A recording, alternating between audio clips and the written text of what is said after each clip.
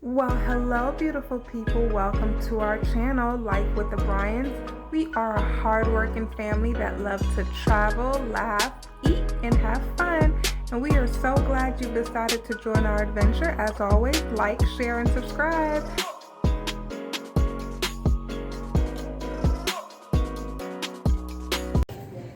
All right, fam. So this is going to be part 2 of the Pregnant with Sickle Cell video.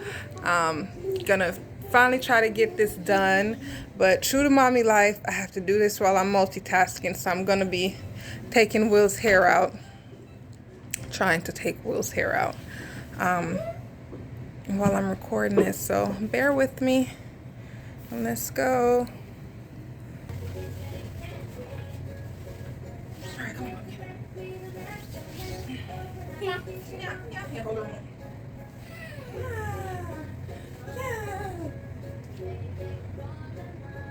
Okay, so the last video was a vlog of what it was like to be experiencing low hemoglobin. See what I'm talking about? To be experiencing low hemoglobin and a sickle cell crisis while pregnant. This video is just going to be getting you guys caught up on what happened after I had that sickle cell crisis. So like I said in the video, I had the sickle cell crisis. I went to the hospital. I went home. Nothing much was done other than being given morphine. I was prescribed some Percocet, but I never filled it and never took it because I'm very particular about medication. But after about a week, I was feeling better. Pregnancy went on.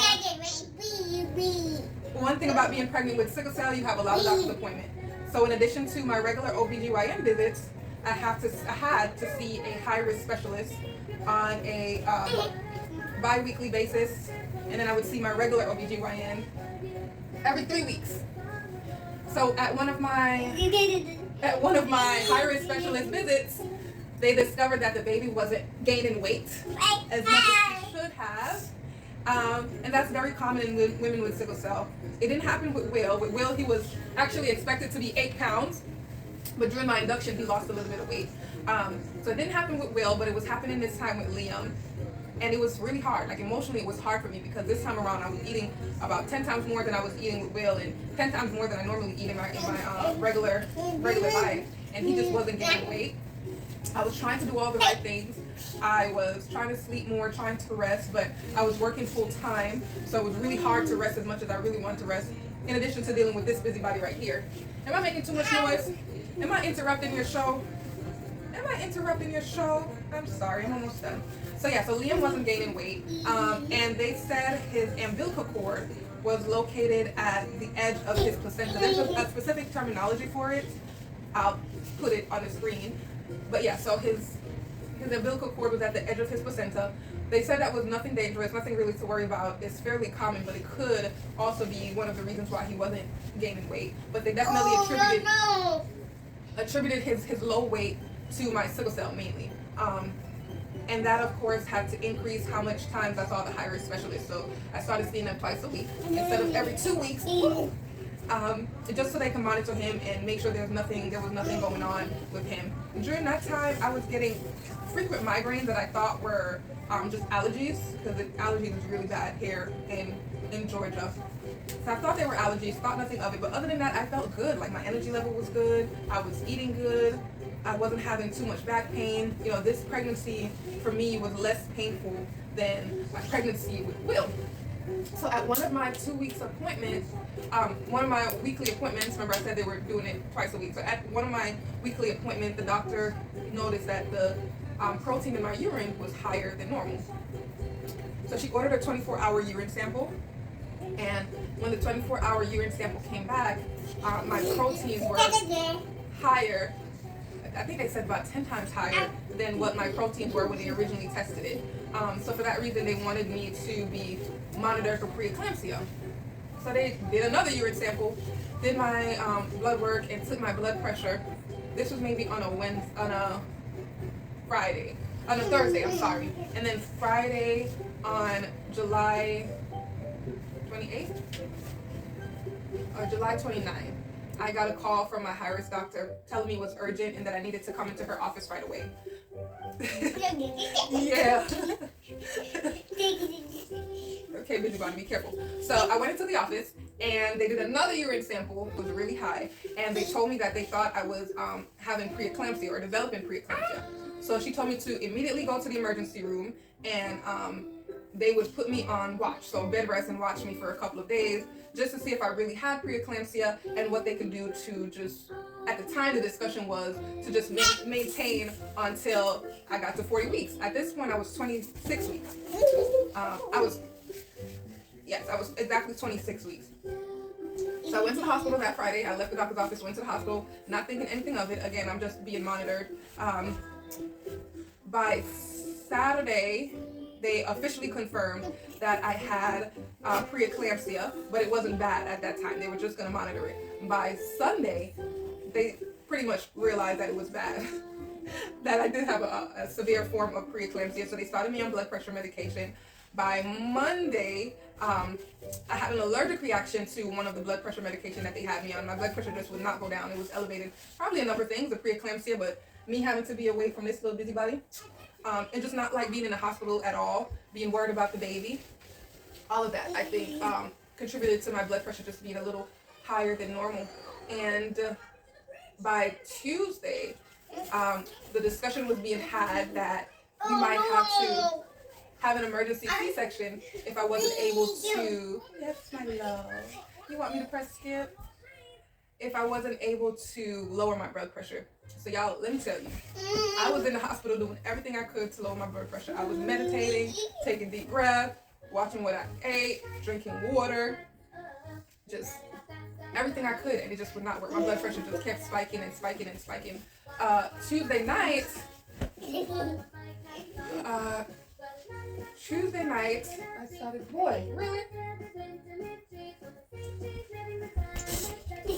Oh no! Oh no. Oh man. Let me back up. Back to Monday, when I had that allergic reaction to the blood pressure medication that they put me on. I was on blood pressure medication, and I was also on magnesium, which, if you've ever had to be on magnesium, bless your heart, is one of the worst medications I've ever experienced in my life.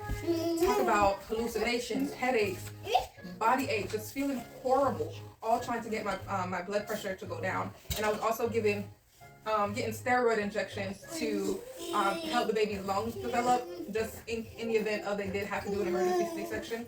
And that's another story. Those of us with sickle cell may have experienced getting steroid shots outside of pregnancy, but so yes, it's not fairly uncommon. So that I was used to. The magnesium, that just, God, I hated that medicine. It made me so sick. I had hallucinations. I was having the worst dreams, night sweats. And while you're on the magnesium, you are not allowed to move. You literally have to be bedbound and stay in the bed because it weakens your muscles, and of course they don't want you to fall and hurt yourself, so I had to be put on a catheter. And yeah, it was horrible. So I literally had a panic attack Monday. I don't even know how to explain it. I just broke down. The nurse had to calm me down. It was pretty bad. Tuesday, mentally and emotionally, I was better. I was still prayerful and hoping that, we can go all the way to at least 38 weeks. That was my prayer. The doctor wanted me to go to 36 weeks, but I wanted to get to 38 weeks. And like I said, I was 26 weeks at the time. So Tuesday, I was good. I felt okay. I slept most of the day. And then Tuesday night, the nurse came in the room and was feeling my belly and asked me if I was feeling anything. And I said no. And she said, the monitor is picking up that you're having contractions. Not uncommon for me to not feel my contractions. It happened when I was pregnant with Will.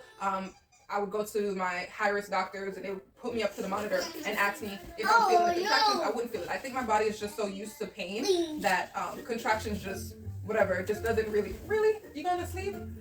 Don't really register for me for whatever reason. But I fell asleep after that, after the nurse left, and around 2 in the morning, about 2 in the morning, I started feeling the contractions, which is new for me. Hold on. So about 2 in the morning, I started feeling the contractions, which was new for me. Even when I was being induced with Will, I didn't start feeling the contractions until I was super dilated, even though I never got fully dilated, but that's the story. So I started feeling the contractions. I told the nurse, and I think she called the doctor.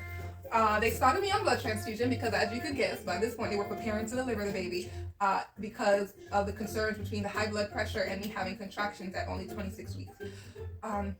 Tuesday morning, the ultrasound tech came in, and I thought that was odd because she had already done it. Wednesday morning, I should say. Wednesday morning, the ultrasound tech came in. I thought that was odd because they had done an ultrasound Tuesday. So the ultrasound tech came in, didn't say anything. Doctor came and told me that my ultrasound showed that my placenta was separating from my uterus. And there's a specific word for that too. I'll put that on the screen. And that was pretty dangerous, of course, because of internal bleeding. The baby loses oxygen. In some cases, the baby could survive. Like, they could sustain for a while, just doing what it needs to do. So the doctor said that they would monitor me for a few more hours, do another ultrasound to see how I'm feeling, continue on that awful magnesium and the blood pressure medication, see if my blood pressure could lower again. It still wasn't lowering by this point, but they wanted to see if it could lower. And they were doing all of this because the chances of a baby surviving at 26 weeks is really slim.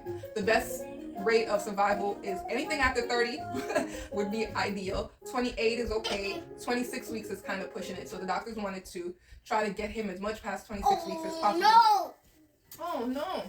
Yeah, okay, be careful. Wow. Oh my god, okay. You're getting chocolate milk all over mommy's white sheet. Jesus. Okay. I don't know what's going on with you. You want my attention? Okay, well, you gotta put this down because you can't get the bed messed up. I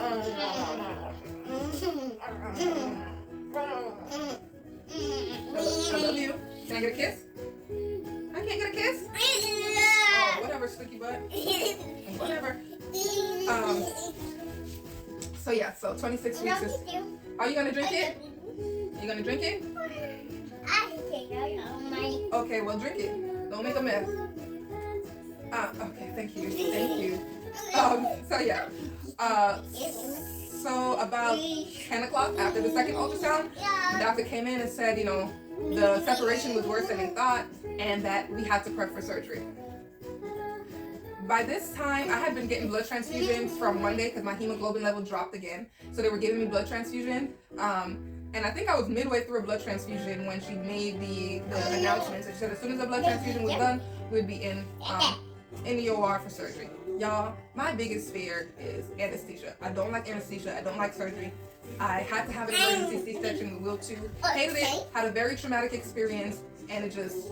I didn't want it against a pregnancy number 2, so my entire plan was to do a VBAC, a vaginal birth after C-section. Clearly that didn't happen. So they brought me in for surgery, and this time around, my anesthesiologist was amazing. Older black guy. We talked about his mom, we talked about Will, we talked about how I grew up, and he really just made me feel comfortable. And it went good. I didn't... getting the epidural in the back, and the thing in the back sucks, but it was nothing that he could control. It's just the nature of the game. Anyways, during the C-section, and I'm sorry if this gets graphic for anyone, but I just feel like I need to share.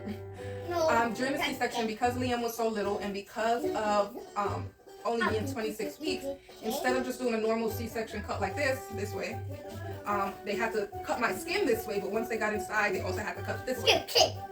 Which means, as you could guess, a lot more pressure for me to feel, a lot more painful, a lot more blood loss.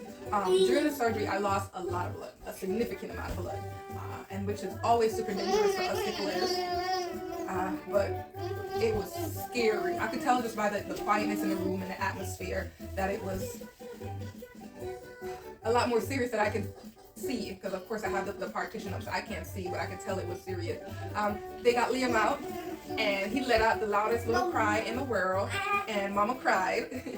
I didn't cry with Will for whatever reason, but with Liam I cried because I didn't expect his lungs to actually be fully developed, and then it enveloped enough for his cry to be that loud, and I was crying, and I was like, he's loud, and the anesthesiologist was like, yeah, he's really loud.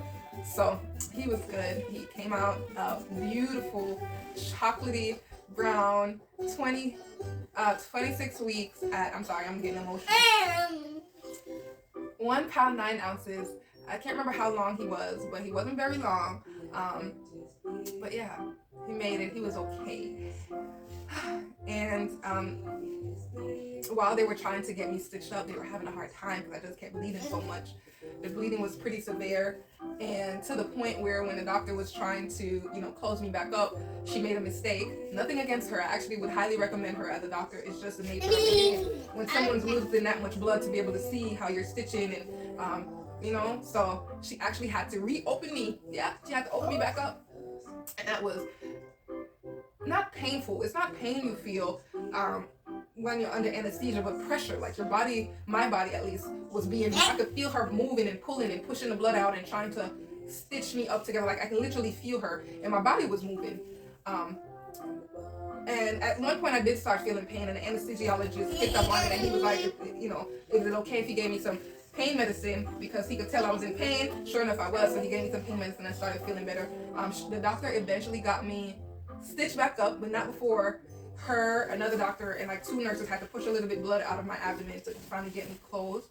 Dada went to go, Dada went to go with baby Liam to the NICU while I was finished being patched up.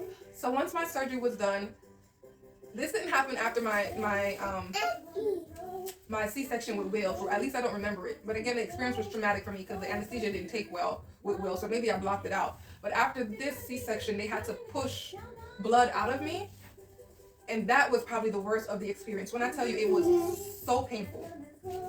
I wouldn't wish that on my worst enemy. I had 2 nurses on this side, 2 nurses on that side, pushing simultaneously to try to get the blood to come out vaginally. And it hurt. And they did that for about 2 to 3 minutes straight, just pushing. And then, what? You love me? Do you love me? Oh, okay. You have to think about it, huh? So they have to do that for a couple of days, actually, on about a day until I got discharged from the hospital is when they stopped. So, as you can tell, baby Liam is currently in the NICU. He's not here with us right now, but he's doing well. He's getting better and stronger every day. I was discharged about 5 days after Liam was born, only because I pushed. I asked the doctor almost every day if I could go home. She was sick and tired of me. I was sick and tired of being on that magnesium and on a no-food diet. But I pushed through. I when I was finally able to eat, I ate healthy stuff, got my blood pressure lowered. I listened to whatever instructions they gave, and I did it. Slowly started to walk, slowly started to do as much self-care as I could in the hospital until they finally felt comfortable enough to discharge me. When I was discharged, my blood pressure wasn't low yet, and I was still having, I forgot to mention that.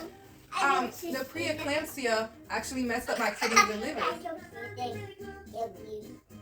So my kidneys and liver function had decreased while I was while I was still pregnant with Liam. So before I could be discharged from the hospital, they at least needed to know that my kidneys and liver was functioning properly. So once that happened and my potassium level stabilized, I was able to be discharged. But I still have high blood pressure. Oh no! So I was discharged on high blood pressure medication. It took about a week for my high blood pressure to go away. And once it did, your girl went back to work, okay? So I'm back working now. Liam is officially at his 33-week mark. He's 1 month old. I haven't had any sickle cell crises since then. My hemoglobin level has been pretty good. When I got discharged from the hospital, it was an 11. That is the highest my hemoglobin has been since I was maybe 19. Praise the Lord. Can we say praise the Lord? Praise the Lord. So it was an 11. When I saw my hematologist last week, it was a 10 point something. So still higher than what my hemoglobin normally is.